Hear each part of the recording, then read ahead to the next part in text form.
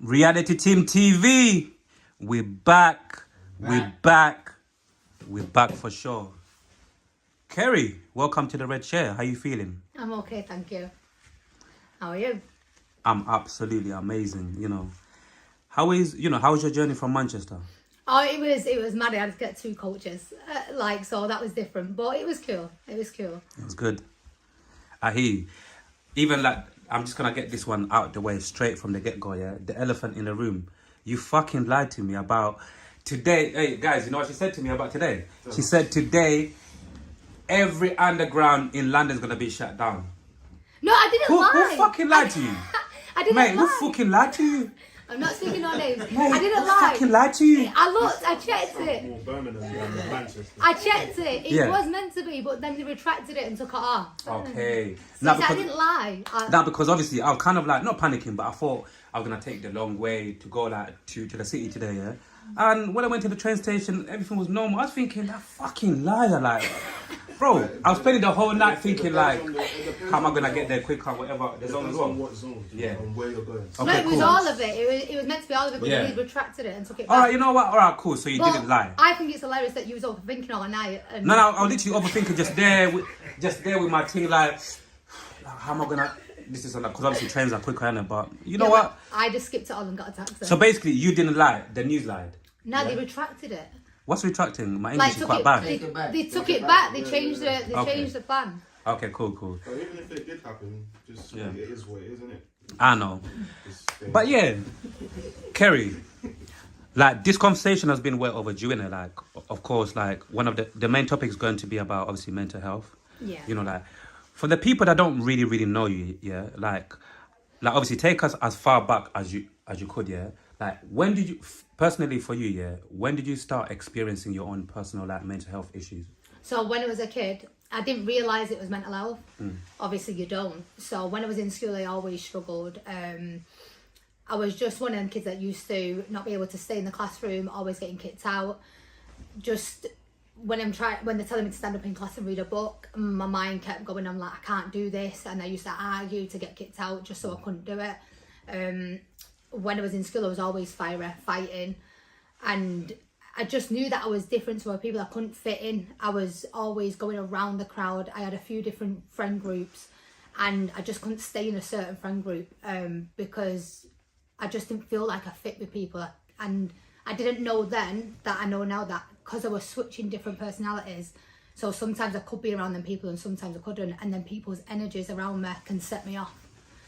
But I had to learn all that afterwards. In 2009 is when I was pregnant with my third child, and that's when I started dealing with psychosis, disillusions and stuff like that. My mind was tripping so bad that I had to go to mental health, but it was a long struggle because when you're trying to explain to a GP, because that's the first protocol, they don't want to listen. They just want to give you anxiety tablets, sleeping tablets, and they give me that.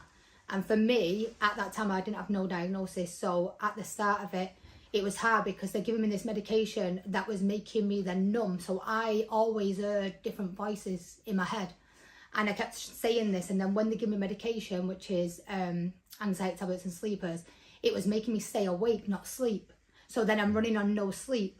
And then I couldn't hear my voices, so I didn't know what was happening. So then I started acting out more. So if I'm walking down the street, someone looked at me in a certain way, I'm straight away pulling them, like, what the fuck are you looking at? Stuff like that. Don't know if you've got to cut that out. Nah, that's so cool. Everybody swears. Yeah, so I was reacting too much, and it was getting me in situations, and I had kids, and then I'm dealing with, outside professionals that are trying to say, you can't be acting like this, you need to be doing this, but they're not understanding how it is for me. And I'm going to the professionals saying, but you don't understand how it's feeling for me, and you're not listening to what I'm saying is going on inside my head. So eventually, over a 7-year period, I finally then started getting assessed properly, started getting CBT, DBT. Still no diagnosis. They didn't understand what was going on. I've been in and out of mental hospitals, which was hard because in that I've had to leave my kids to put me first, my health first, to then be a mum, to make myself healthy, to look after my kids. But then by doing that, people who's been in that situation will know, by doing that, then the professionals then use that against you.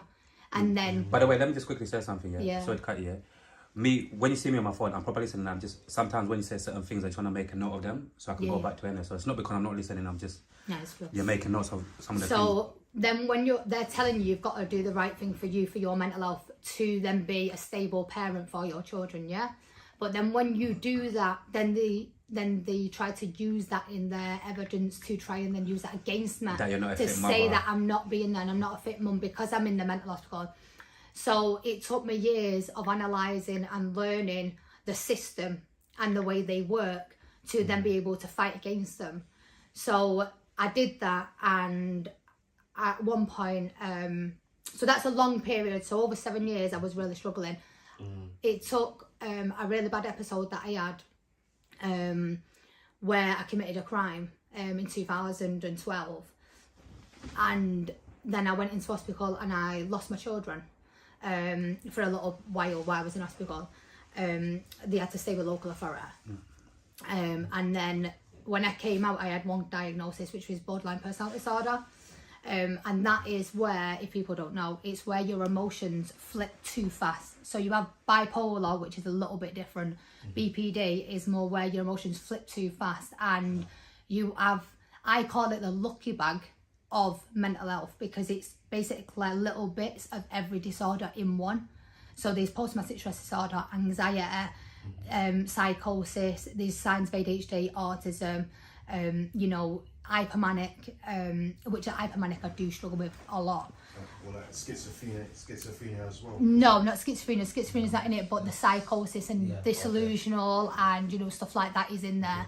And then go forward more years, I've got after that, I got diagnosed with multiple personality disorder.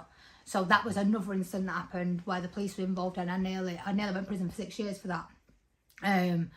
It wasn't kind of like something that I wanted to happen, but no one was listening to me. I was always fighting for the right help, and that's what hurts me, because I was asking for help. I was asking to be diagnosed. I was asking for them to give me answers of what's going on in my head. They didn't click on until 7 years of all this that I've got a personality disorder. They did say schizophrenia at first, but I was like, no, the voice outside me, that inside my head, and it's not, and I black out and stuff like that. So when they were giving medication, I couldn't hear the voices, so I couldn't know what's coming, because you're blocking out these medication. And then when they stopped giving me medication when I was in hospital, then they seen the switches then, which is different personas, different personalities, different dress sense. And it can be really dangerous for when my mind's like that. If I'm stressed, that's really bad for me. Because when I'm stressed, I'm more heightened, which means the personalities will come out faster and I'll trip more. So now I've got my second diagnosis, and this is when I lost my kids for about a year. So I've lost my children now for a year because I committed suicide. So I say I committed suicide, and I say that clearly. You tried to. No, I didn't try to. Listen to what I'm... Oh, wow. So I committed suicide. So that personality that was out was the abandoned child who got abused when I was younger. That's my story. Oh, So wow. that personality was out. They committed suicide. Not me, Kerry, who's speaking. That personality committed. Yeah. That one's now So- in the heavens. That one don't exist anymore. No, it exists. Well, It's yeah, just but not he. in that It's not in that. physical sense. Yes, not in yeah. that. So they basically half healed because they killed that pain that they was holding on to, that was making me be suicidal for so many years, because they were struggling with that pain of what happened to them. So after 2016, when I come back out of hospital and I've got the court case and I'm fighting for my children back, now the professionals are like, you're too unstable to have your kids. And they was using all these things. I'm like, tell me one time that I put my kids in danger. Tell me one time that you're not trying to make up. So I had all the paperwork, so I had to highlight everything and I had to counteract everything that they said. And I said, not once did my kids get put in danger. So they tried to use what happened on the day was I took my children to the professionals and left them there. And then I went, because my head was going, I knew that the kids couldn't be with me at the moment because I couldn't control what was happening with my switches. So to me, in my defence, I felt like I did the right thing in my view, that I put my kids in a safe place. In their view, which I do understand, they said, but I still abandoned them. That's what they see it. But I said, but in that serious situation, that was high risk for me. So you're professional. So I put them with someone I know who's DBS checked. I know you're safe. They know you. So that was the battle in the court case. I think it's about finding out what you mean by abandon. Yes. You know, they've got a different kind of termination of thing to abandonment. it, and then we have, because I'm sure if anyone with common sense, you know, I'm not well, and I've got kids with me, I may as well. It's like taking them to your sister's house. Like, my sister's more stable than I am right now, so am I abandoning my kids when I take them to my sister's because I'm not feeling well? Because as far as I know, abandoning your kids is literally like you not being, you just basically being in your house, you know, mentally all over the place, not taking care of them, and just leaving them. You get me, leaving them there, rather than you actually coming up to a conclusion, saying, you know what, I need to actually take them somewhere where they can actually get looked after while I sort myself out, innit? Well, it was why I killed myself, isn't it? So, to me, I knew that was coming because the voices are telling me, and I knew I couldn't control it no longer. So that's what happened. So to me, like you just said, that was the argument that we was having. So my terminology that I said to them, would you have rather me keep my kids with me in my home and committed suicide and then find their mum dead? So the choice that I made, weigh up the options. My choices was leave the kids there and commit suicide in front of my kids and damage them for the rest of life, or take them to a safe place with someone who's professional and DBS checked, and I know that they're going to be okay and they're not going to see that damage that I can't control no more at that moment in time. One of them is and I said, this one is abandonment and neglect, and this one was my safer option. Even though in your terminology that was abandonment, I get that and I understand and I take your point of view, but it wasn't in my scenario. In my scenario, I did the best choice for me and my kids, and it's sad that my life had to carry on being traumatic to get to that point, which I held accountability, and I kept putting myself in situations, relationships, you know, having children, carried on having children, being in relationships, because I wasn't getting the help from mental health. So they weren't educating me of my triggers, and triggers that I'm self-sabotaging myself by keep repeating past trauma, by putting myself around people that are going to keep triggering my head, by putting myself in situations where so every time I'm ill, if I've got stress or I'm pregnant and my hormones are changing because of pregnancy, it can make me more unstable. I didn't have my diagnosis, so I didn't know that's what was going on. So because I didn't have all the answers, I kept doing things that was putting me in situations that was triggering me more. It was only after all these events happened and I lost my kids for a year and I had to fight them back that I finally got personality therapy. So that it's hard because it upset me a lot then, because it's like, right, you use professionals are meant to be there to help, and you preach that you help, but there's loads of red tape that you didn't help. You just made me fight into a corner. And the way I see it is I was in you're in a hole and you fall and there's no ladder to get out and you're crawling to get out. That's how 7 years of my life was. And you just, you know. I was in the ditch and I couldn't get out, and my kids are at the top and these professionals are shouting in and my kids are there and there's love, and I'm looking outside this hole and I'm looking up and I'm trying to reach it, but I can't because I'm sinking and I'm sinking. Dangling the carrot. Basically, and the carrot is your kids. Basically, like they're basically using your but then the authorities are cutting the string.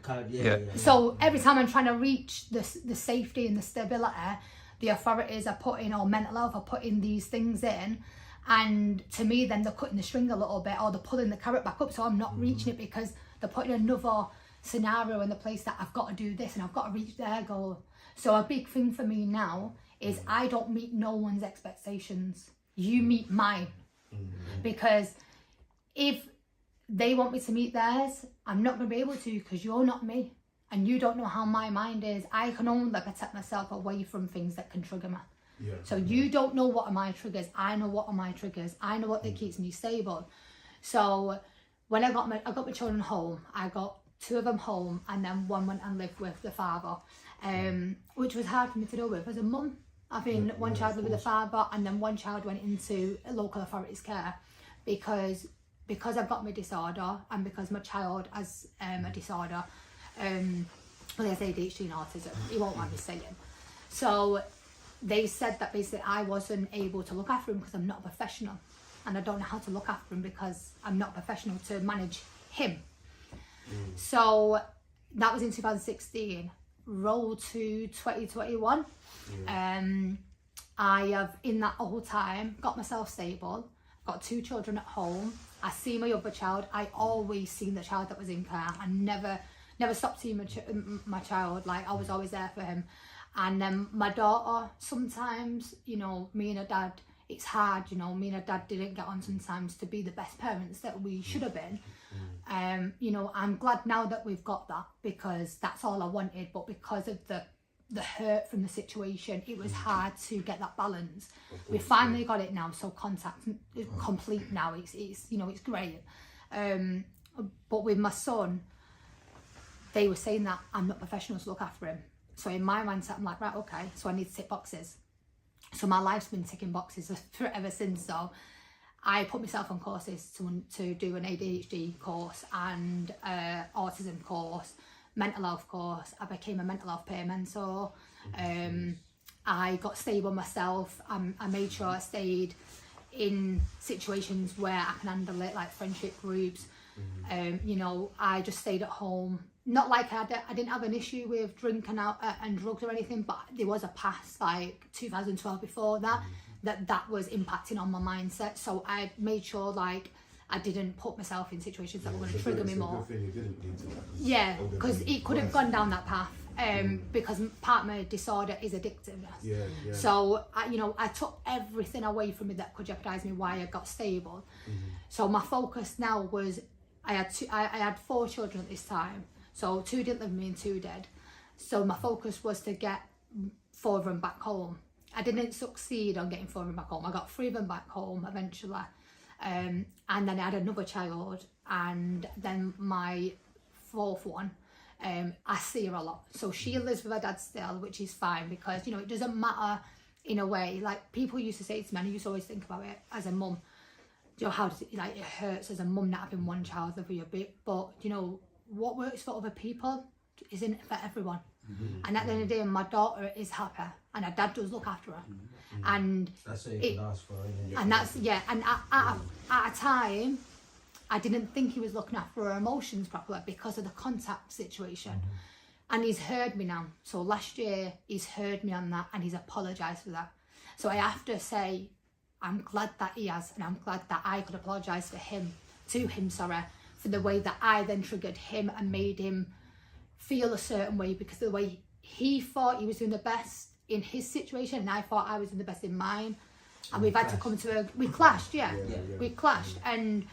But even though we were clashing, the main focus for us both was actually our child. But we had to find a middle ground. And, you know, last year was the best time because we both apologised to each other. And he apologised for some things that I'm not going to go into, because I don't want to put him out there like that, because at the end of the day we've come past that. But he apologised for them stuff that hurt me a lot and hurt my children, and he said to himself he didn't intentionally, and he held accountability for it hurting me, but took accountability back, saying I didn't intentionally do that though. So I believe that he didn't, so I respect that, so I'm not going to mention the details. So then 2021, my son came back, which was like a really big achievement, because the professionals were saying like I couldn't do it. And you know, then I started working part-time, and this is where the modelling, acting and, you know, stuff comes into it. So I started my page on social media at first as an outlet for my personalities to come out. So my personalities needed an outlet, because sometimes it gets too full in my head. And I was like, right, I need to figure out how I can get my personalities to come out in a safe way. So instead of, because say one of them is bad because of suicidal and low depression, so that's obviously negative, I guess. One of them is violently bad, and explosive and hypermanic, which sometimes people don't realise being hypermanic is all fun and games and laughing. Yeah. But There's a sometimes there's it's a not danger to good. it. Yeah, that's it. Yeah. Yeah, There's because a big danger to that. I know a few people that Yeah, are like yeah. that. yeah, because then you might be drinking too much or partying too much, or you might be shopping too much, which is mine, impulsive shopping. But at least I look good. But yeah, so with that, I had to find outlets for my different personalities to be able to come out in a safe environment, which is going to keep me stable as a mum and my kids in a safe home environment. So I've come up with the Instagram page and the modelling. So what I did is I let my personalities come out in the images or like released in certain ways. So I go to the club not to drink. So one of my personalities likes to dance. They like that kind of environment. They're like 20 odd. That's Roxy, by the way. So that's my social name, Roxy Basham. Very young. Yeah, so they're 20 odd. So I'm 34. Kerry is 34, mum. Roxy is like 20 odd. And she likes obviously clubbing and stuff like that. Sorry, one second, yeah. Yeah. Start from the beginning to like exactly what he was doing, yeah, like explaining all of the personalities, go on. So go on. So The first one. with my different personalities, you've got Kerry, who is mum, and she's 34, which is me. And she's very more like classy, stable, working environment, can manage all that. Very good at, mental health, speaking. I could go into a conference meeting and, ace it. Conservative. Yeah, very conservative, that's the word I'm looking for, cheers. So, and then you've got Roxy, who's like early 20s. Very like social, outgoing, bubble, the vibration of everything, energy, and she loves dancing. But what comes with her can be toxic, because then drink comes with that, impulsiveness comes with that, promiscuous stuff comes with that, and rebellious. very rebellious. So I had to find really a safe way of her being able to come out, which I'll get to in a minute. Then you've got the baby, who is basically an abused child. So that's around 7 years old, 8 years old. So obviously that's when I got abused. So they are very suicidal, very much what you would understand if you had to care for a child that's just been through abuse. Yeah. So if traumatic, loads of triggers, you can't touch me, you can't speak to me in a certain way because I'm going to think that you're going to try and hurt me.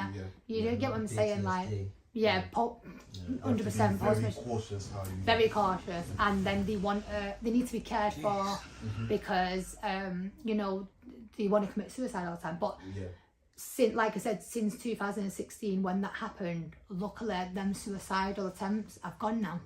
So even though when they come out now they might be upset about something, but it's only about the present now.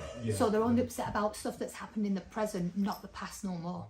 So they have healed, I guess, from the trauma of the abuse, because to them they killed it off. So which is great, because that's been able to keep me stable. Now when that personality comes out, I'm still be able to be stable. I just might cry, and then I'll bring myself back round to Kerry or Roxy, and then they're like a mother to the baby. They will. And they care for her and talk to her and then calm her down, and then Kerry or Roxy comes back. But they are Roxy is like the protector. So Kerry is the stable mum, the mum figure. Roxy is the protector. The baby is the struggles.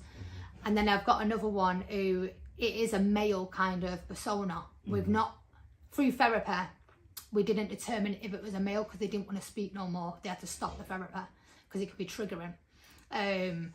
But we think it might be a male persona, and that one is very violent. I was going to say, and that is because with those type of personalities, you do get an aggressive one. You do get the aggressive. So Roxy's fiery, but this one with no name, it's more dominant. Dominant, like a male kind of persona. Quick question. Quick question. Yeah, you see, you said one of them hasn't got a name. Yeah. Yeah. Why is that? They didn't want to carry on the therapy. They didn't want to talk to the therapist. Okay. So we didn't get. So basically, sometimes when you're doing therapy, you can feel safe enough to speak, but they wanted to stop, and it was triggering the baby off too much. So basically, they wanted to talk about a situation, which was Christmas. So every Christmas, so coming up to now, it's triggering for me. I don't know why.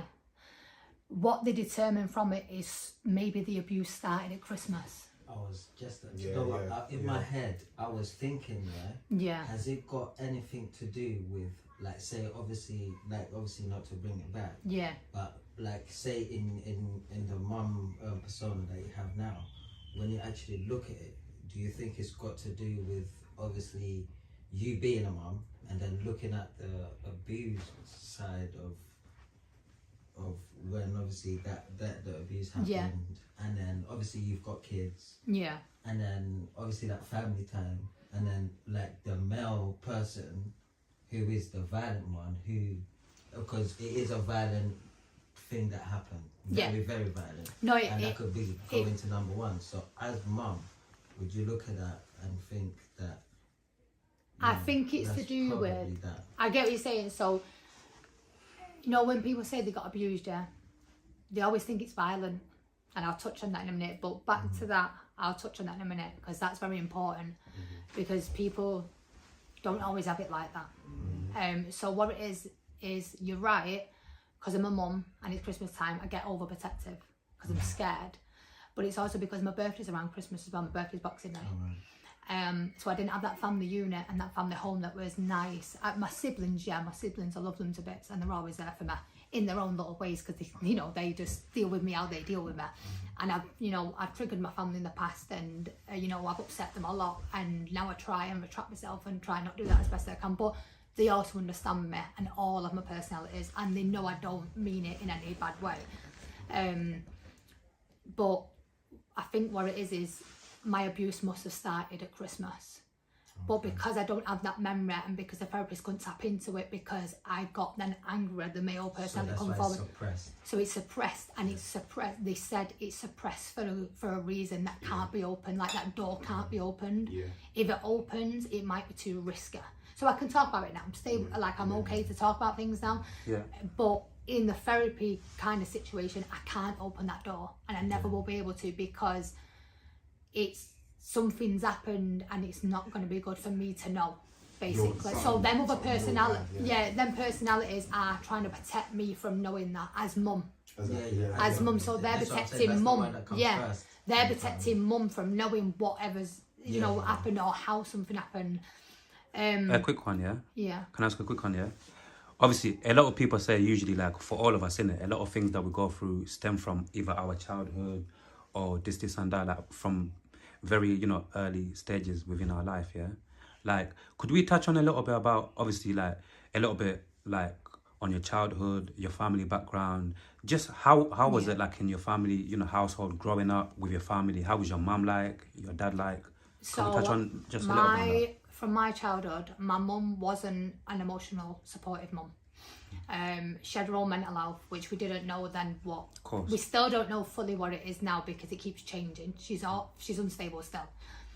But, it's not, I have to take the blame off her because, she had her own path. Of course. That as a child I wasn't aware of. As an adult now, being through what I've been through, that could have been me. How mine and Marie's, she's going to call Marie.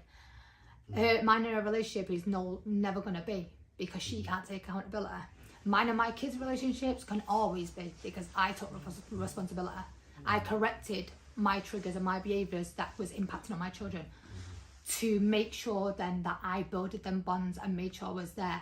I was never a bad mother, and I'm still not. I just was struggling with my mental health. My mother was a bad mother, and I'll say that clearly, and I don't care about other people's opinion because people say, oh, they weren't a bad mother, they were just going through their path, they were struggling. No, because I begged that woman to not let me go to this place where she was taking me, which was my abuser's home. I was a teenager. I tried to hang myself. I wrote a letter telling her that I was being abused by this person who has been, and I'll say it was a brother. So it's been to court, I'm not bothered. So I wrote a letter and tried to hang myself as a teenager. I used to sit out window and think about jumping out to kill myself. She knew all this. And that letter disappeared. She never mentioned, she never hugged me. If I burst into my child's room as a teenager and they've wrote me a letter and they're hanging with a rope to the ceiling, I'm going to hug my child and I'm going to go mad and I'm going to protect that child. She cleaned it all up and never mentioned it ever again and walked out, and I still had to go back to that house. So that, to me, she was a bad mum because she carried on putting me in that situation. Then something come out in the family, which I can say a little bit. Some situation happened with another family member where it came out about this abuse that was happening to them. It weren't just me that it happened to. Was this like, sorry, when it came out, was this the same brother? Same person, yeah. The same person doing it? So, yeah, but I'm not going to say who. No, of course yeah. not, of course not. So, then my mother come up, and this hurt that person who was being abused, because they said to me, has anything happened to you? And I said, and I just looked at him, and I was scared because of the reaction that I seen. The person who was being abused, my mother reacted in anger towards them, not in safety. So I seen that reaction, and then they come and ask me, was it happening to me? So I'm not going to say nothing. You've just been angry with that person.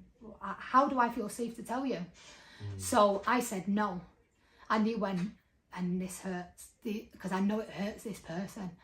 They said, I'm glad it's not happened to you, because I'm glad I would have been more mad if it happened to you.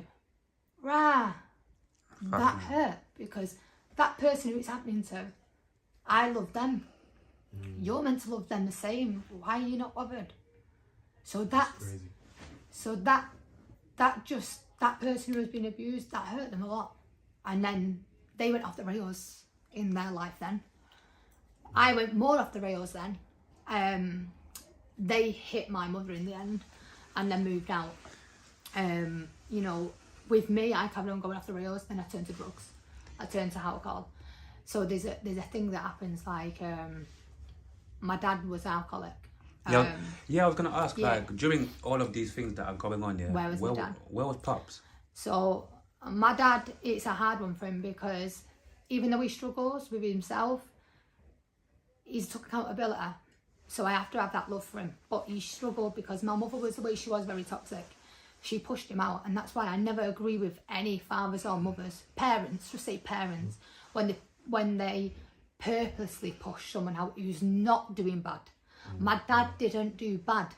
He just didn't do what she wanted. Okay, there's right? a big difference. There's a difference. I've put situation. yeah. So I put boundaries because I've got children. I've had to put certain boundaries with certain parents who I've got children to, because there's some bad there. But I put boundaries to a certain point, not completely get out of the life. Because I can't do that. That's not my choice. That's my child's choice. And I can't take them away from that other person. I can just change contact into a way that's suitable, that's safe. And that child's got to grow up and decide for themselves. Professionals say they need to be out completely. I'm sorry, but you can't decide that. All we can do is put the boundaries in place so it's safe for contact, right? So my mum didn't do that with my dad. So my dad chose to stay away and drink more. And, he said to me, because he didn't have me, he carried on drinking. Because he was hurting.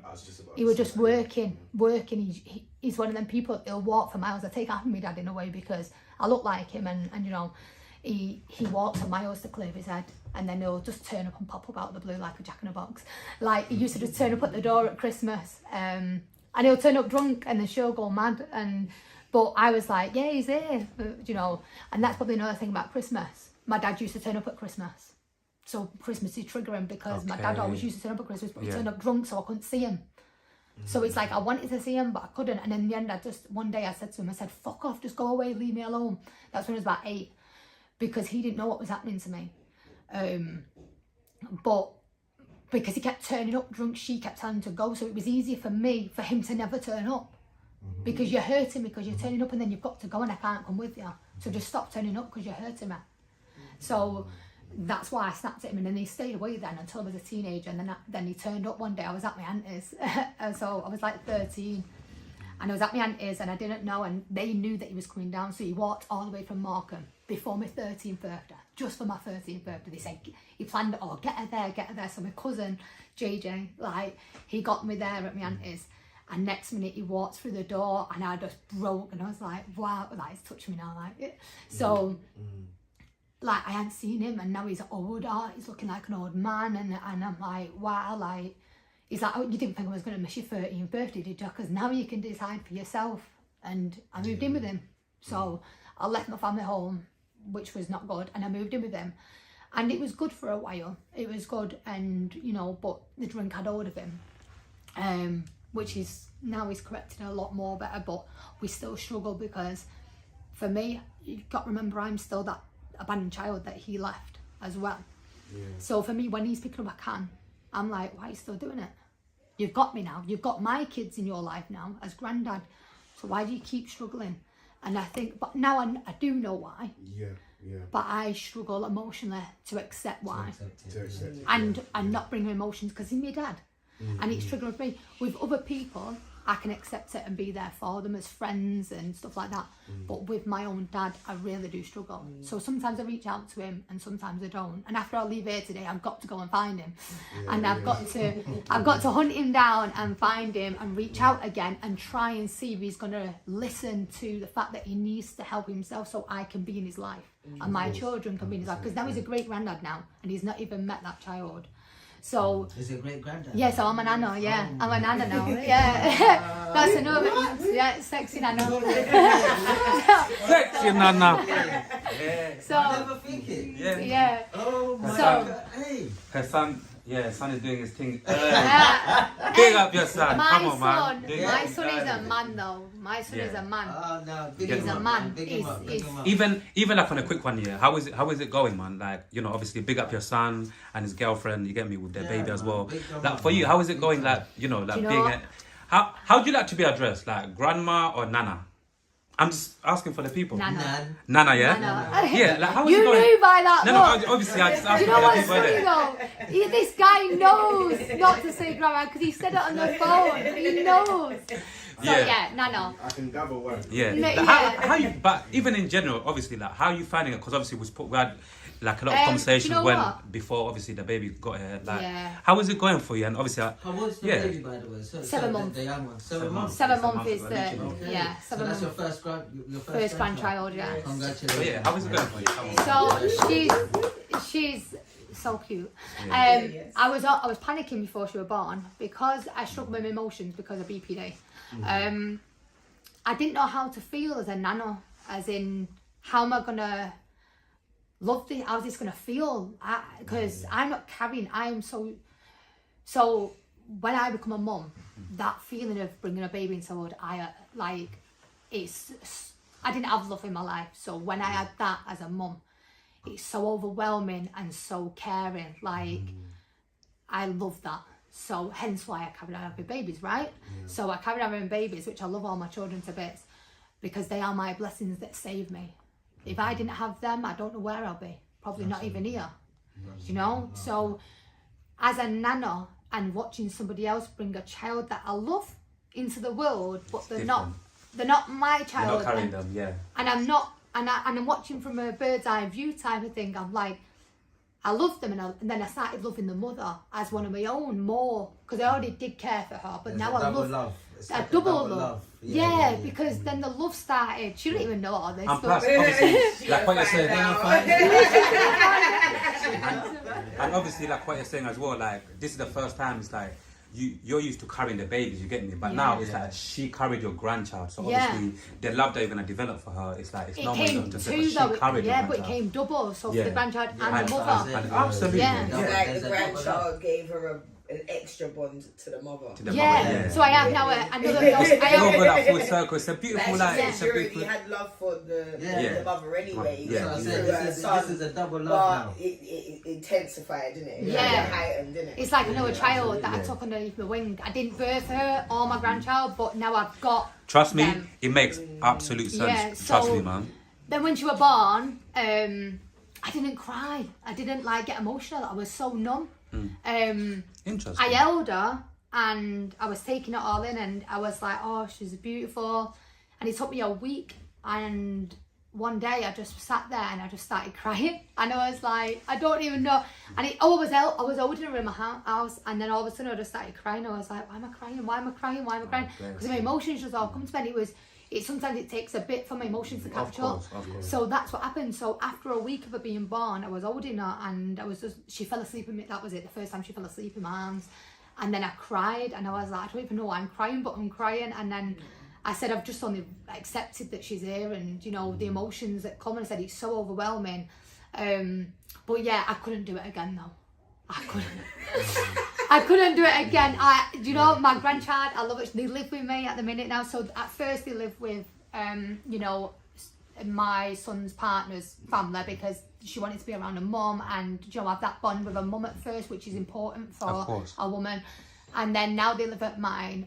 They're getting to the point where they're going to get their own place. You know, so I said I'll financially, you know, help, you know, whatever it is. And, you know, they want to do their thing financially themselves, which I respect that. So I said, okay, well, we'll figure it out. I'll support you in this way so you can save and do that way. Yeah. Because they want my son's a man. He wants to do it himself and provide himself, which and that's really I brought him up like that. As people say, so there's someone who says this, and I always disagree. They hate the fact that I disagree with, and you know it is. They hate the fact that I disagree, but I'll disagree. If I don't think your point's right, I'll disagree, but I'll tell you why. So they say that a woman can't bring a kid up to be a man, a son up to be a man. I don't agree with that, because the way I am, and it might be because I've got the male personality, so I can be feminine, but I can be masculine, so I'm a bit of both. So I've been able to adapt my way of bringing my kids up to my kids' needs and what they need in life, and educate myself of what a young male needs. But I understand that maybe because I was more emotional, my eldest son has brought on that emotional side in his masculine way. But I don't think that's a bad thing, because the way I see him with his partner, he supports her emotionally and masculine. So to me, I don't think all men have to be just masculine. I feel like it's good to have both, and I feel like it's good for women to have both. I don't feel like women need to just be feminine and men need to just be masculine. I don't agree with that, because you know, what life you go through, it's good to have both balances, because you never know what situation you're going to be in. Yeah, it's good sometimes in a relationship of the balance of a man and a woman for one to be more masculine and one to be more feminine. But to get that, you have to have trust in that person. So I think I've done a good job as a mum bringing up boys alone, because I look at my son, he's a man, he's got a missus, he's got a job. He's protecting, he's providing, he wants to do more, and he's doing a good job, and I can't doubt him. And he's emotionally supportive for his missus, to the point where if she's struggling, he's hurting. And that's good, because that I know he's in tune with his emotions, and he's never going to hurt her then. And he's always going to be there. So yeah, so for me, looking outwards, I know it's like a blessing. I'm seeing, I've got my wish. I always wanted the chain of abuse to stop. So I always wanted my children to stay together if they had children, you know, and I can't predict any future, but what I'm seeing now, I feel like that's been done. My son's done that. He's had a child with one woman, and you know, he's going further. And I can't see, but it's nice to see what I didn't have for my grandchild. It's nice to see what I can give my kids. But I'm glad he's done it like that. I want to quickly go back here to, in case obviously people are going to be watching this, yeah?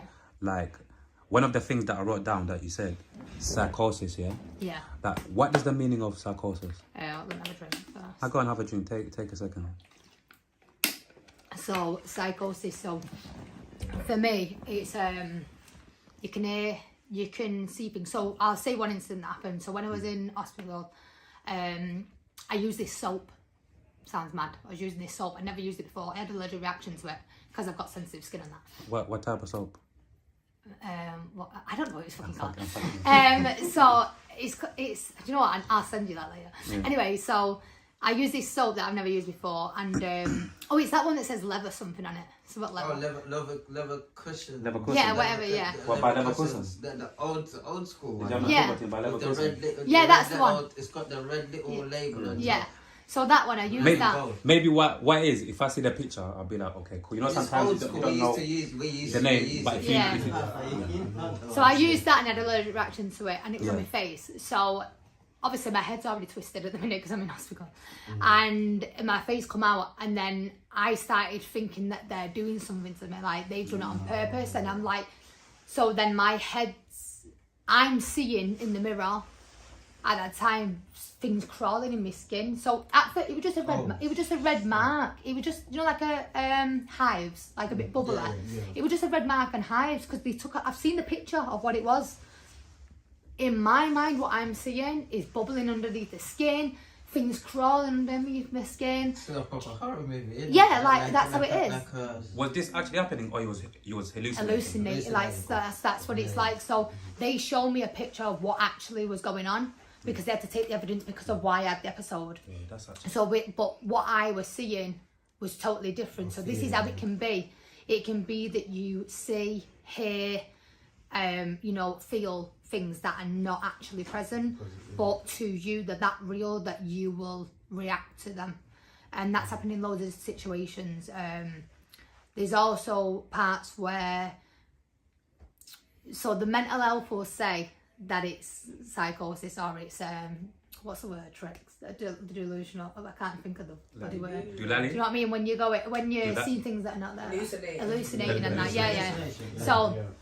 Yeah, with my personality, sometimes my words go and I can't speak it. Oh, you're good. So You're good.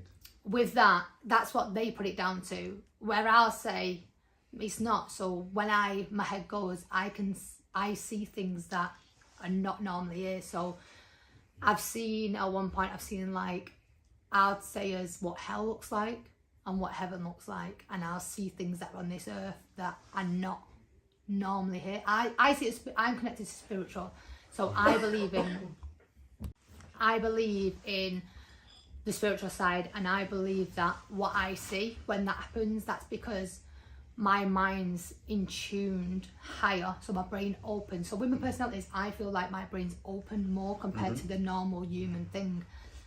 I've had education, so I've got them disorders, that's what it says on paper, but I feel like it's more that my mind's opened and my brain's open more. That's why I've got the different personalities. That's what I truly believe.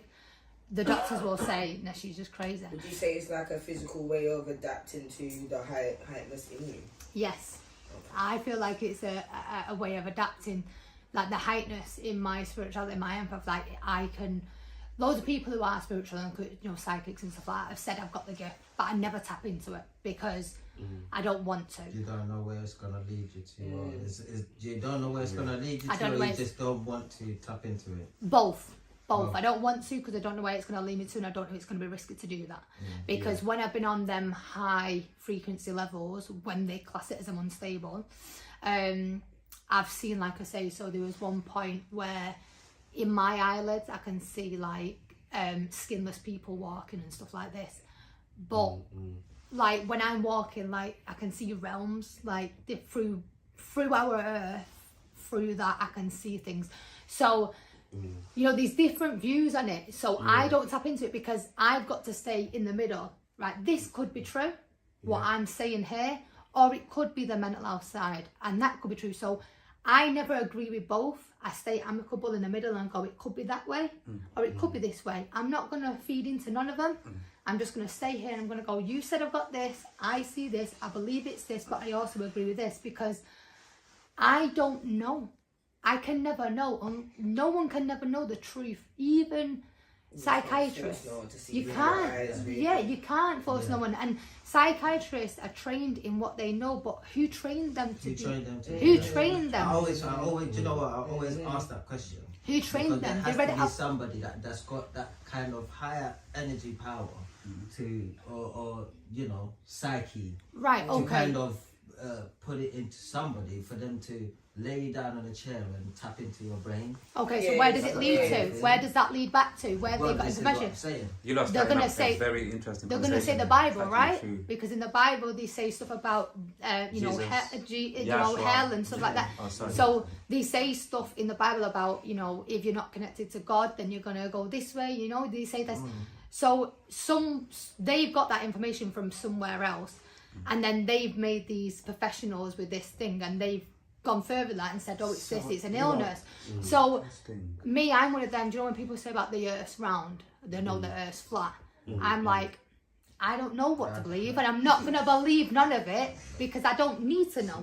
Exactly. I'm I just think the same living. thing. I'm just living. You can't see it with your own eyes, so why am I believing what you're telling me? I get that. We Yeah. genuinely, the thing is, we have these flat earthers or whatever they call them, and the round earthers. The thing is, nobody's actually and there's another thing that I've seen where they're taking all these cameras like billions of years away from, and in my head I'm thinking, who's actually seen that star that's so far up there to look at Earth, and Earth just looks like literally that Tiny, a that's speck. tiny. I think there's a lot of lies Who's in that. been though. up there? Yeah. All these years of us. Humans are living. full of shit, innit? None. I think there's a You lot. know, Right, and then They I'm gonna tell you the studied truth. it. Yeah. And They it's tried to in study public it. domain, and nothing they do confuse you with Yeah, information. Because Right. there is information out there that states that we live in a flat plane. There's also information out there to state they've never been to space because Yeah. we're still trying to crack Well, the this is firmament. what I'm saying. That Elon Musk is one of the biggest, and Bill Gates that are trying to nuclear. But don't you to think? knock out the Don't you think firmament. that? So you have to question if the government's going to sit there and tell me that they're trying to break the firmament.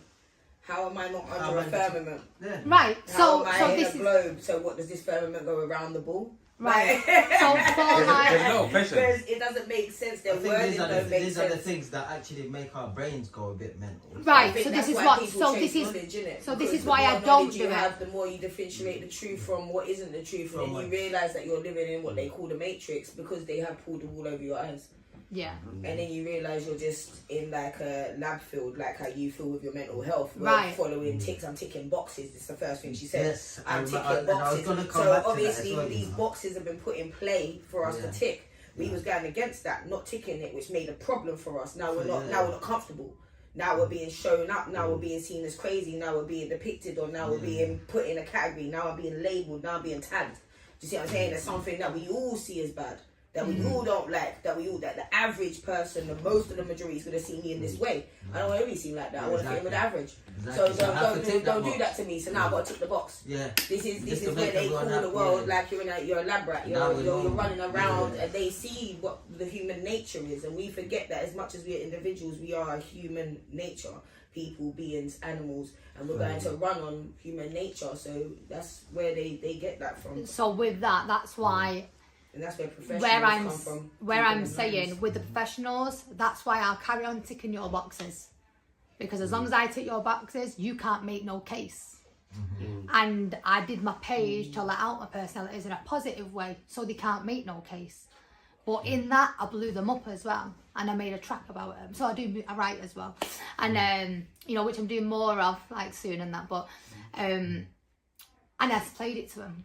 So I played it to the social worker and I said, look, this is about yous. Not you in particular, because I've had some good social workers. No, I had to say that. No, I had to say that. Imagine somebody making a diss track for you Yeah. and playing it to you and saying No, this is so for you. no, because you have some social workers that are in the job to help, yeah. and you have some that are not. You're just there to make Yeah. money. Some of them And- are just generally there for the church. Yeah, exactly. Quick question, yeah? I just want to ask a quick question as well, yeah, to touch on, yeah. You see earlier when you said about getting taken into a mental home, yeah? Yeah.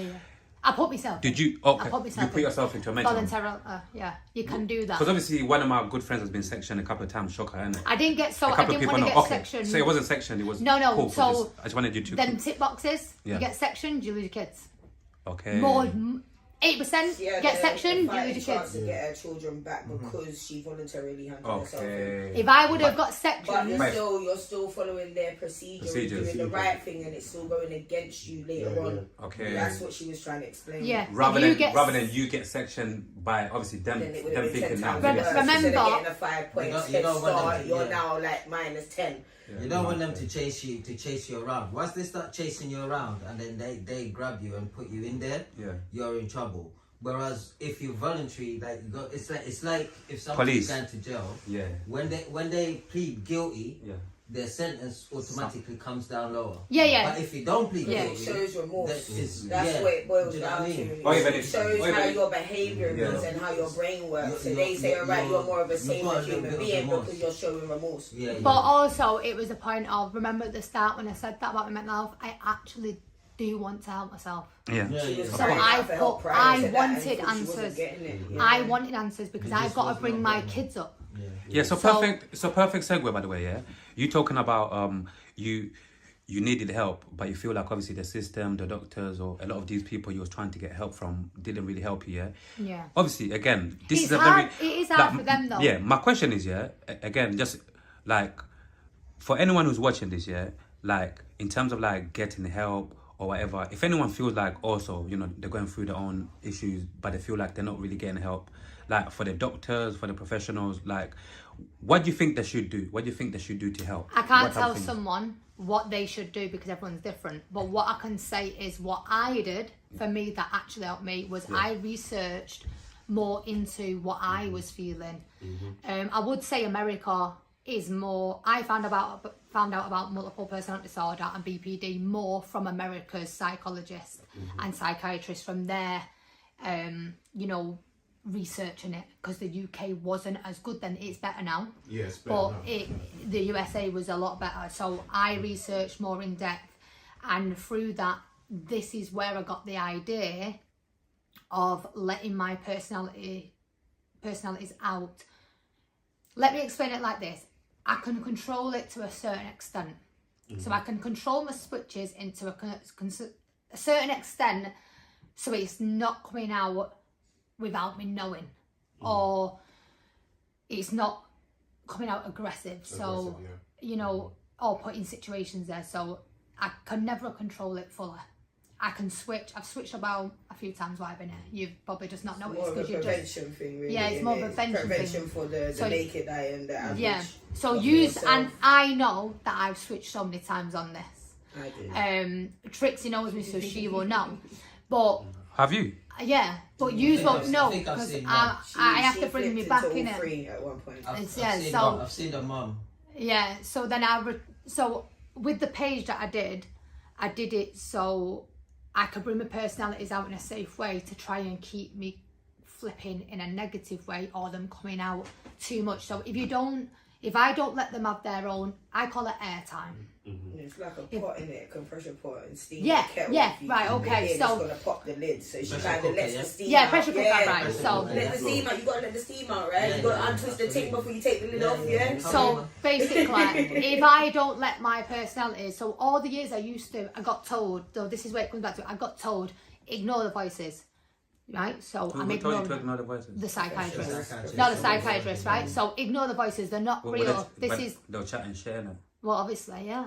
Right, so, That's because she's a psychiatrist. She's not trained in the type of Yeah, with what she's going through. yeah. That's not. her she's job. not trained in me. She's Yeah. trained in what she's Trained learned. in That's what what she's I'm trying to working say. Yeah. That's what I'm trying to say. She's trained in what like- she's learned what she and learned. what they follow the book as what Follow protocol. That's they it. follow protocol. And So that's to do with But when it That's comes why for they're you as what you're dealing with professionals, not mentally, she's not experts. trained in that. Yeah. is she? No, so they are technically trained in it, but the Not way for I what- see not- it, yeah. not for what you have, though. You The- have They're not the- trained. No, in but it. they are They're in trained in right. it. Okay, Recognise one it. sec. Let me bring it back.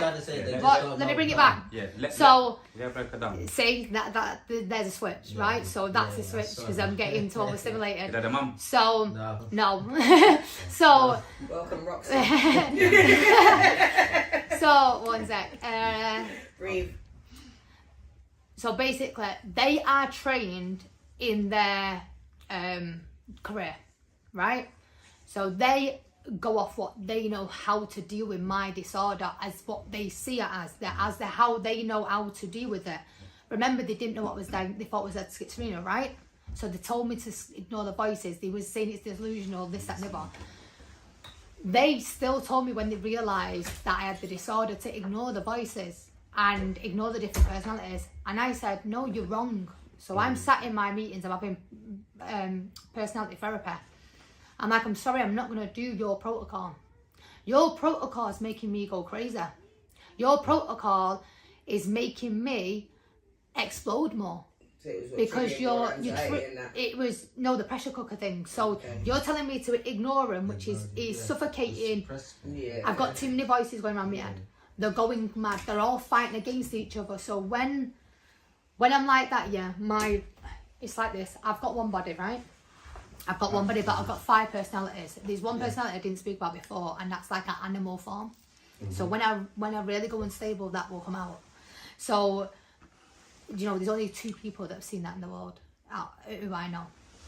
And so when you're struggling, and when I was doing what they were saying, you know, like all you lot talking then, and that's why I started triggering and I snapped, because, and I'm not doing it in a malice way. PTSD I'm not doing it in a malice. No, it's not. It's an overstimulation. It's Overstimulation. So, PTSD in some senses. so when everyone's talking, sometimes outside, I remember I've got 5 inside as well. So that's 10 people now speaking. So when they're all triggered, they're all trying to come out of my mouth and speak. But there's 5 people talking, so sometimes like it can feel like this, like a pressure cooker. It could be like 3 of our people could be talking to me, 2 of them could be talking to you, one's It's an responding overload, to you, yeah. one's responding to It's you, an one's overload. responding to everybody. So It's sometimes too many All in one people. go, though. She wants to do All it in one. go, Yeah. and so that we Yeah. get it, so that we can Yeah, actually, but there's only one vessel but to come it's- out of. Yeah, yeah. Yeah, there's only Like, one voice. Before we move on, yeah, quick question, yeah. You see that all of these people in your head, yeah? Personalities. Do you think, huh? Personalities. All of your personalities, yeah? Yeah. All of your different personalities, yeah? Like, do you think one day you could ever get rid of all of them and just stay I with don't one want to person? get rid of them. Talk to us. Why not? I don't want to get rid of them. Why not? Because it was too quiet. And when I was that again. on, it It'll was be- too quiet. Your head will be too quiet. So when I was on medication, Yeah. and it was too quiet, That numbness. that numbness, Yeah. it makes me go into deep suicide. It I don't wanna be here. It makes you want to explode, innit? It makes me want to not be here. I don't feel normal on this earth. I feel like a zombie. And allowing it to happen. So- Or So drowning there's, underwater. there's like kind of like an emptiness or An loneliness emptiness, and- yeah. So I feel empty, and I feel like I'm walking. I've been in that situation. So I had a partner, and I had my kids, and I'm just like this. I've got a song. I've written a track about this. Like I'm like lying on a bed, just not here, and I'm empty. I'm like a vessel in the road, walking Yeah. around with nothing in me.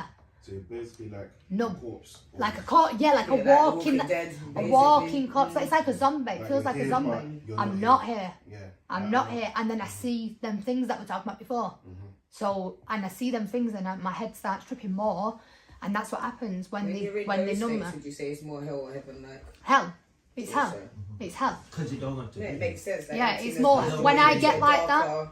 And I- remember, suicide is Darker not, reality. it's not meant to be like a Yeah. heavenly thing. It's It's a like darker No. reality. It's a darker So I go reality. more So into my once darker, you- into hell, and I start seeing things like that. That's the skinless people are seeing. That's when I was on that medication, and that's when I see spirits come into me, and I can tell people, and and I can feel. I never hear them, I feel them, and I can see them, and that's what happens to me. So when them voices go, when I'm on medication, and voices go because I'm numbed.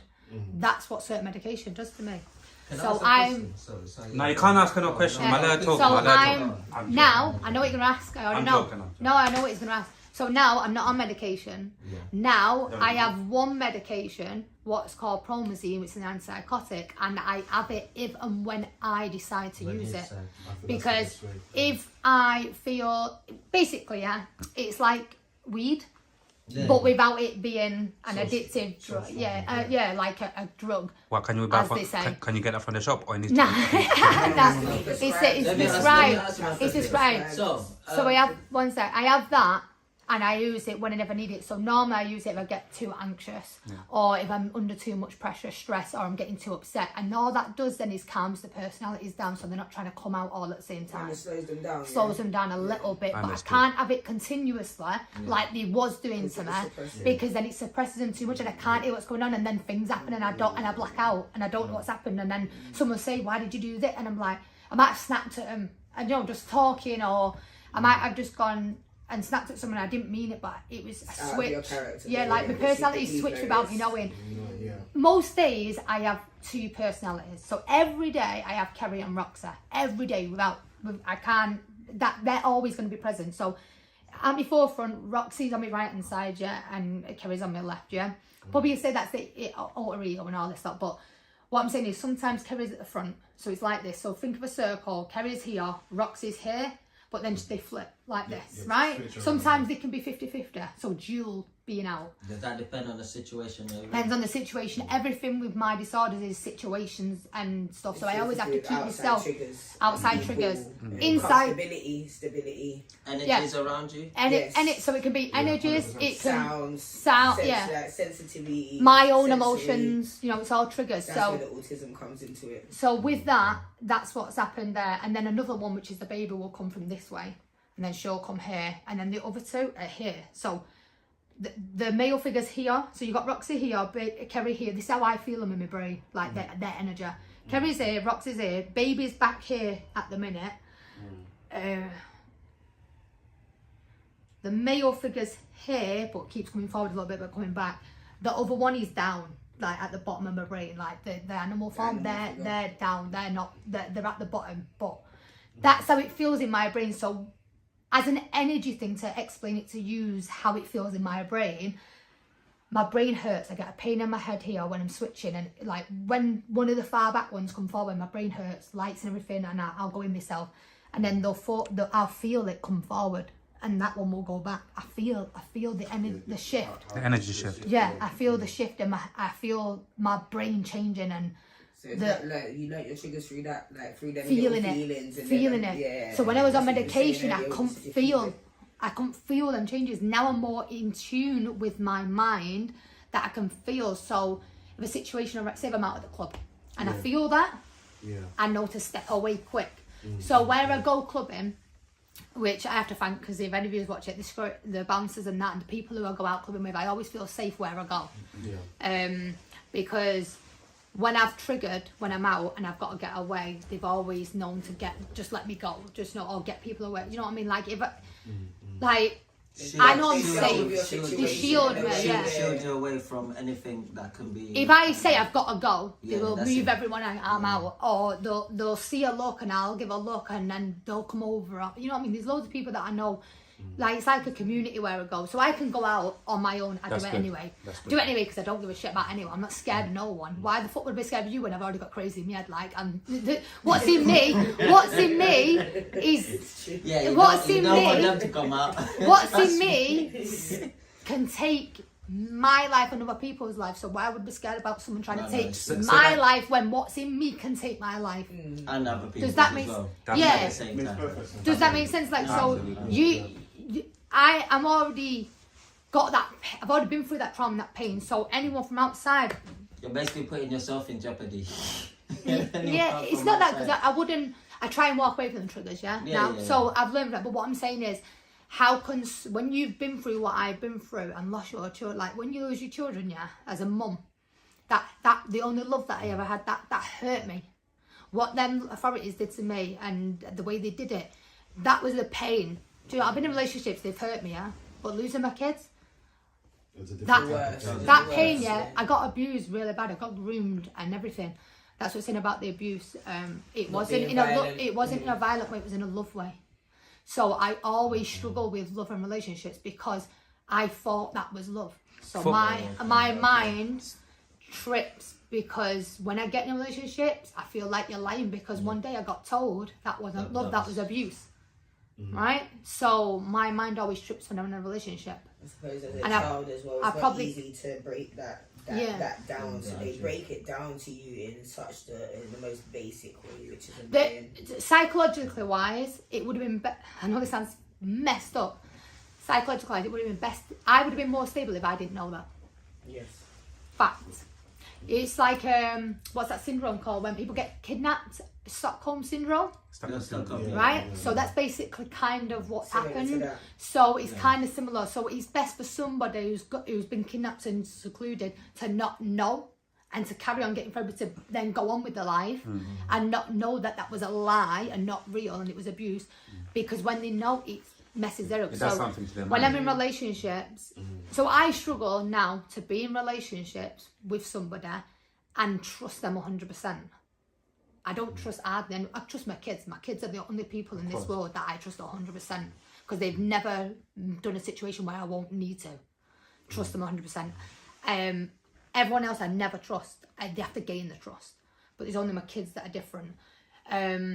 So with relationships, they've got to gain that trust, and when they see all sides of me, and it's not always, you know, you always hear men always say, you know, in my past, not saying every man, but, oh, I can handle it, you know, I'm macho. I make grown men cry because they think that they can handle something that they don't know about. Like, you don't know about it. When you see me go... Cry in what way? Cry? Can they cry emotionally with you when they see you in hurt? No, she made them cry. No. When they... Cry, No. Because they just can't handle what You made them cry in bed, yeah? No. Trying to lighten the situation. No. When they... Sorry. When they...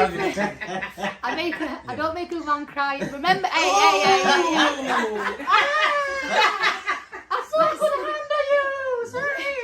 I'm joking.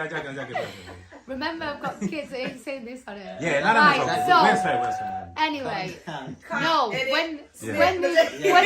when they've shut the fuck up. When they've hurt No, me, definitely edit when that. they've hurt me, Yeah, when men have hurt me, Yeah. whether it's intentional or not, that's not for me to judge. It's happened. Then that personality will come out and break them down. The retaliation. The retaliation. Yes. I'm not, you know, it's at the end of the day, you got trusted to protect me. Yeah. And if you break that, then you're going to have to deal with that other personality that's going to come out and break you. Yeah. And that's what I'm saying. I've had grown men cry by just speaking. Yeah. So when they come out, they can think of them. Obviously, I'm a woman, but I can break a man down by dissing him. And remember, I do a bit of rapping and that as well. So I was just about to say, so as in like male form, you can... A male form, I can break you them can down. break them And then down, I made, that's what I'm saying, I made grown men cry. A lot about me is proud of that because they hurt me first. I give you that trust and you hurt me. So with relationships, it's always hard for me because I always can't trust 100%. And then eventually they've done something that's then made me think, bye. So now I try so I finished with my last relationship a few months ago. Now my choice is I'm not getting in no relationship. Whatever. That's my choice. Whatever. So can I ask a question? In let's say, you see like how you said, obviously like in relationships it's hard for you to trust. Or when men do come, they're like, oh yeah, we'll handle it and all of that. So have you had, like, obviously like with the relationships that you've been in, have you had anyone come and actually experience all the personalities that you do have?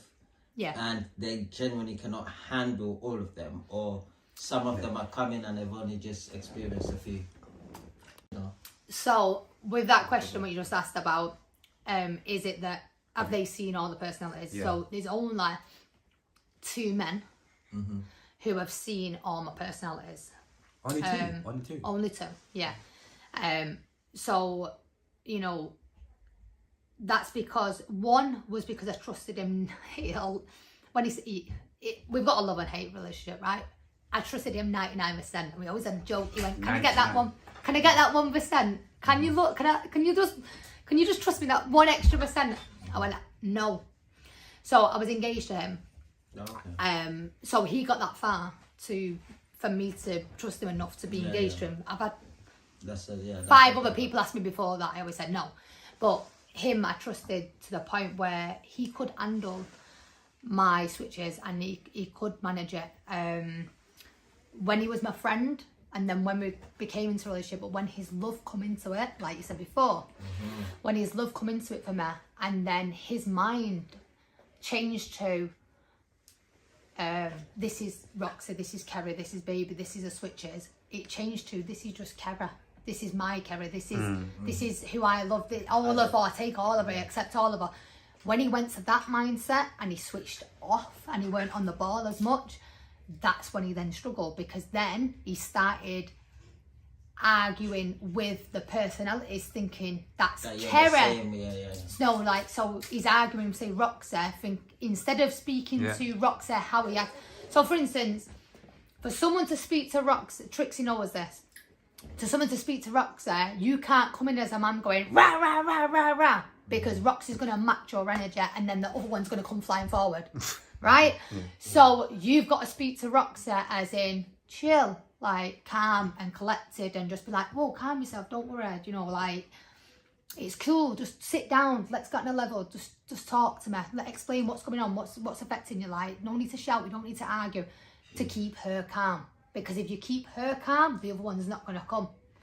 Right? But if you start being aggressive and get your back up towards me, which men do sometimes, not to be, like, there's a difference, isn't there? A man being aggressive, putting hands on you is different, but I'm talking about tone of voice, I'm talking about, let's correct that. Verbally tone of voice. I'm not saying my ex, this person I'm talking about, he wasn't aggressive, like meaning to hurt me or anything. It's just his tone of voice. He's a Salford man, like it's a bit, like the London accent is strong, and the Salford, like, sometimes his voice could trigger me. So he used to be able to not do that when he had in his mindset, oh, that's Roxy, so I need to speak like this. I need to, like, he used to say sometimes it's like stepping around on glass. Like sometimes tiptoeing around me. Eggshells. Yeah, eggshells, yeah. But he said glass. He didn't say eggshells. That's worse. Yeah, so he struggled because of that, yeah, because he's like he's walking on glass now. So he struggled. A dance around it. I like. Yeah. He's too weak for it. He can't. So he used to know how to do that good. But then when love come into it, then he started accepting me as a whole, and he loved all of me. Thought more of himself than. No, I think when he put her all as a whole, he stopped separating the personalities. And then you're not seeing, now you're not weaving between the personalities, you're putting them all in one. What I'm trying to say is being selfish because he weren't thinking about the whole situation at hand. Do you know what? Do you know what? You're a man, and as a man, that's what he said. He said himself, he started being selfish, and I didn't understand that. But now you've explained that. He was trying to make it an easy bet, innit? Like he tried to find the simplified ways of getting around things, which can, sometimes that can knock you back. So he did say them words, and I was, but you just put it into terminology for me to understand what he meant.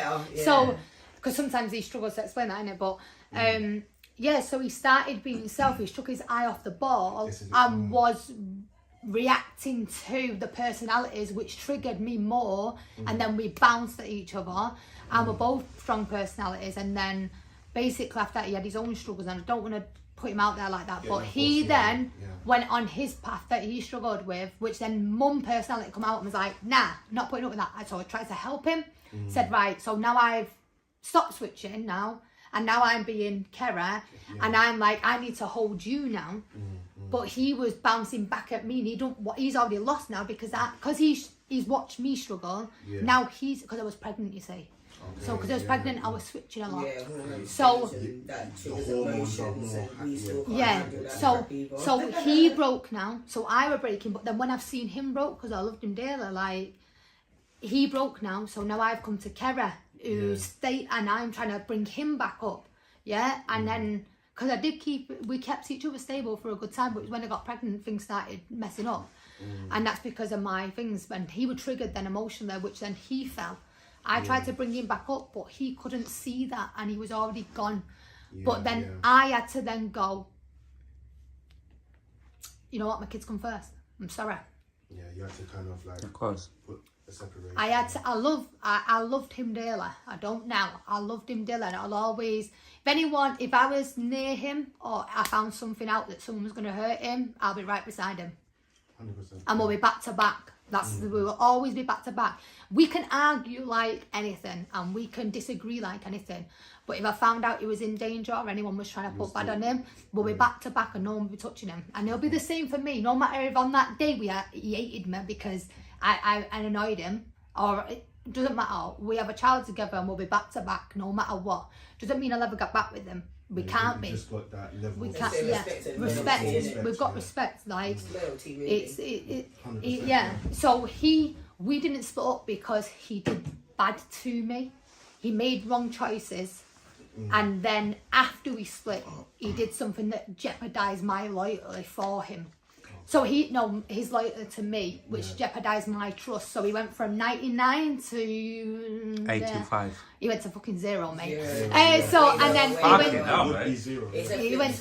It's a flip black and white. So he went to 0. You've got to realise what she's going through. At the time. So he went to 0, but then he's gained it back to say 40.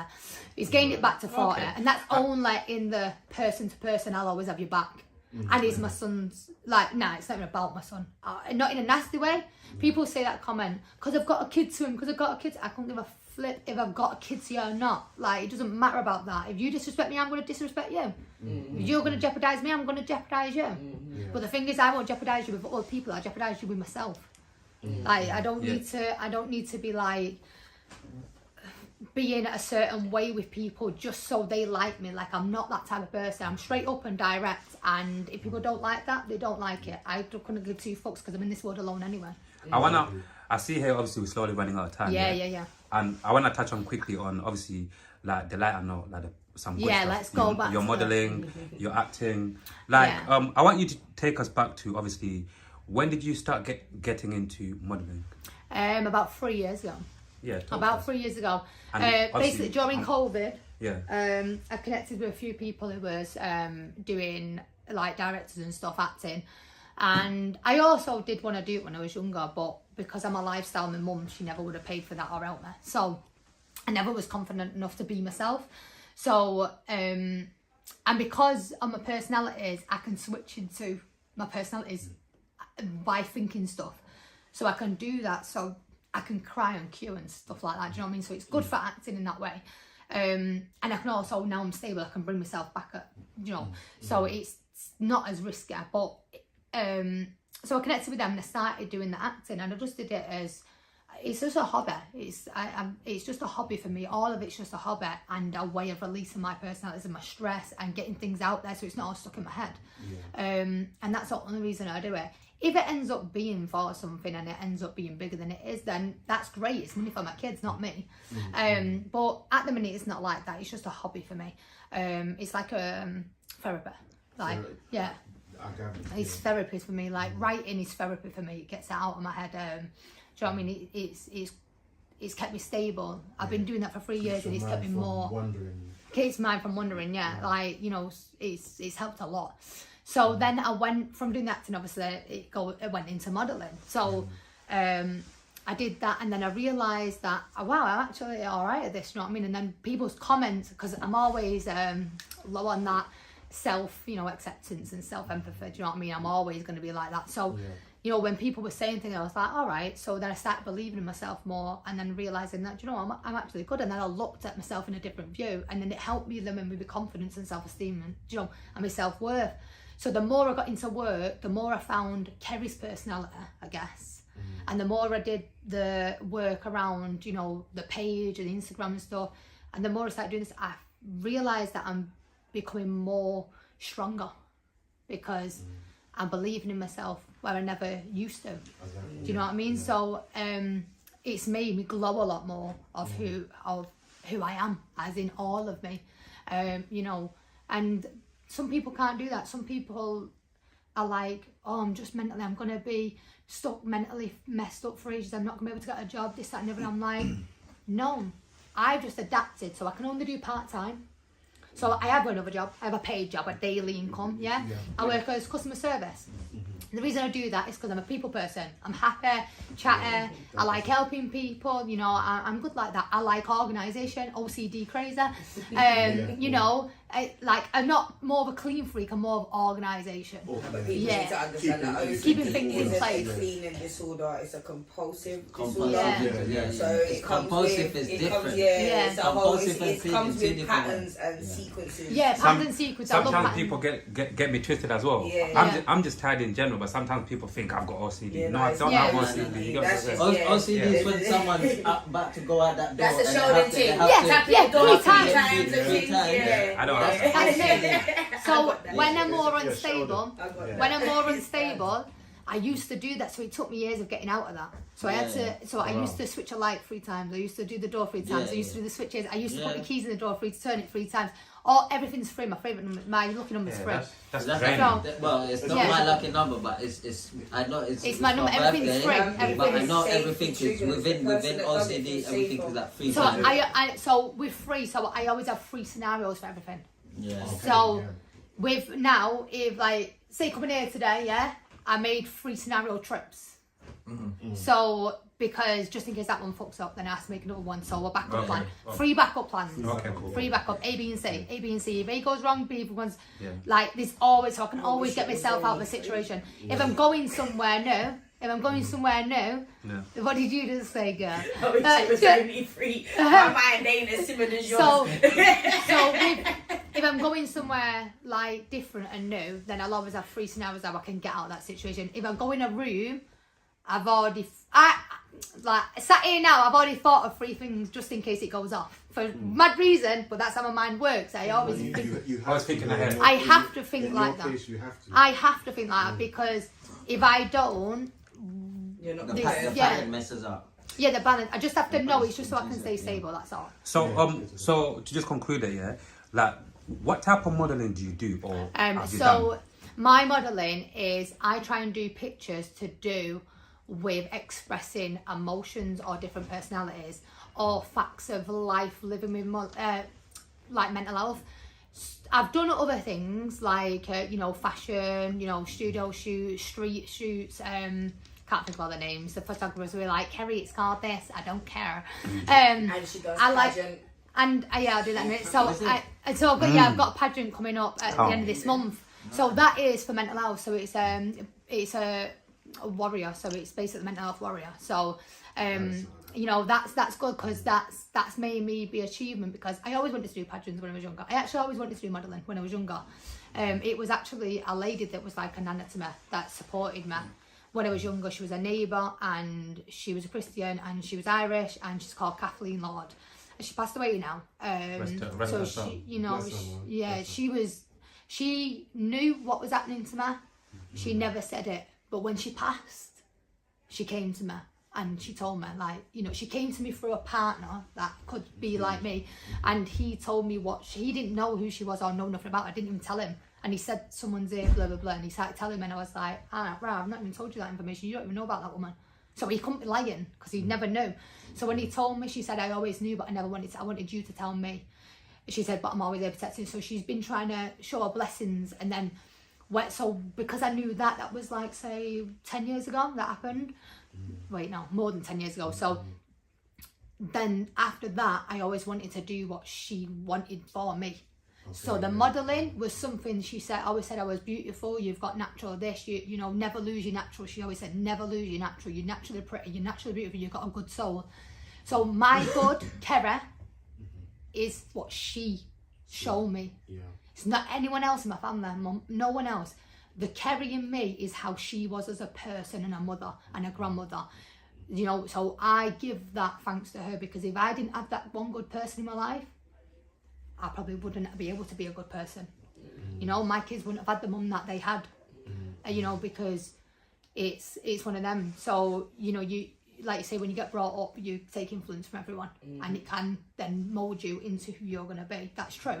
So thankfully I had her. So that's why I wanted to do the modelling, to represent my thanks to her and put trust to what she wanted for me. And, it's the best thing I ever did because I do like it. With the music side of things, I write a lot. I've done lyrics and there's a few people that want me to write things and do some songs and this, that and the other. I'm not going to speak about it because I'm not one of them people that speak about things before they're done and sealed. But it is in my plan, and it's my plan to do a little bit more on that side. And I do spoken word, which I can speak about because I've been doing that a lot. Been recording myself, got to get better at it. I've got to try and do it over beats and stuff, which I'm trying to learn how to do it on beat because everyone hears the 1, 2, 3, 4 beat, which Trixie's going to be like, Kerry. And I hear the faster beat. Like, I always hear the faster beat of everything.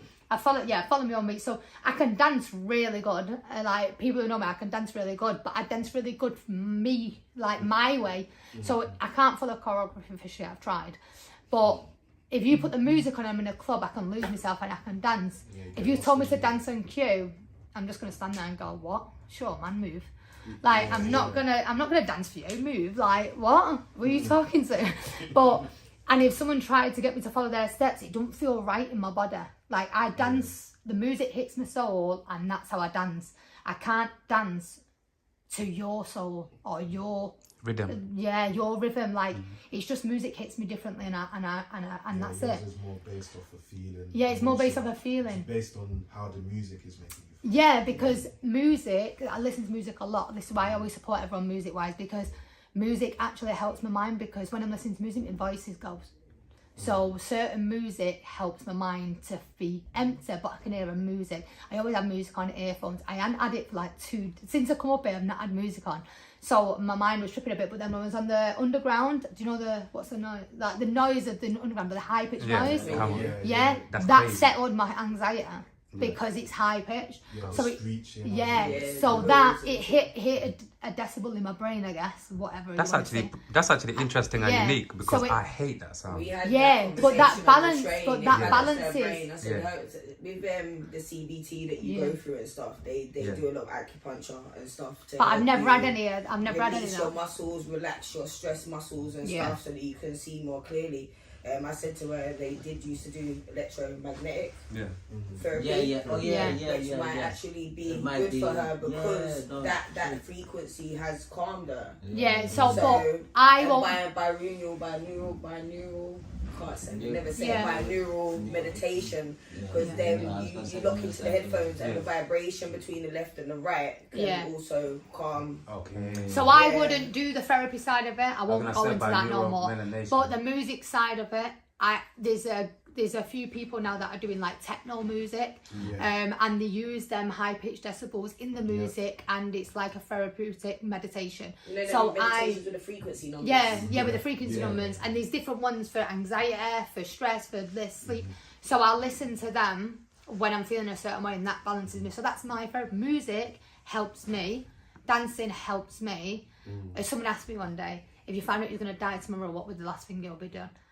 Yeah, so mine would be with my kids first, but then I'll die dancing. I want to die dancing. I don't care if I'm dancing in a wheelchair. I am going to the club with all the lights and I'm dancing.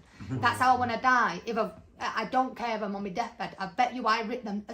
If someone is this, my son will make sure he'll my kids, especially my second eldest and my eldest, them two boys, yeah. They will kidnap me out of the hospital, take me to the club to make sure my wish is true. My that loyalty, because They really would. I have to. When you said I that, I have just pictured to it. I literally just saw the whole bloody thing too. Yeah. When you said I just pictured two of your kids just She sleeping in your... manifesting right Listen. now. She making Put your sure that wheelchair bitch and- gonna happen. And then when They I have to put on the doctor's gowns and just pretend listen, they're doctors. you don't. They would do that, listen. bro. I'm not even joking. My- They would all put on the nurses one just to take